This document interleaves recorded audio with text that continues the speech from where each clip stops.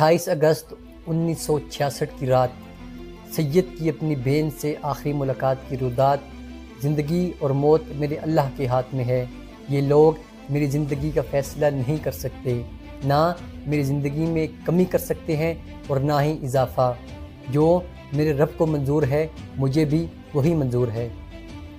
وہ شہادت کی انگلی جو نماز میں اللہ کی وحدانیت کی گواہی دیتی ہو، وہ کسی ظالم کے فیصلے کی تائید میں ایک حرف بھی نہیں لکھ سکتی۔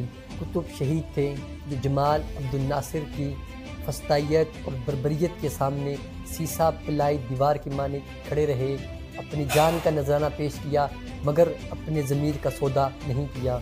دنیا بھر کے اندر جہاں بھی اسلامی تحریکیں چل رہی ہیں وہاں پر سید قطب کو اپنا رہبر اور پیشوا مانا جا رہا ہے، اور ان کے لٹریچر سے پوری دنیا کے اندر اسلامی تحریکیں افادیت حاصل کر رہی ہیں۔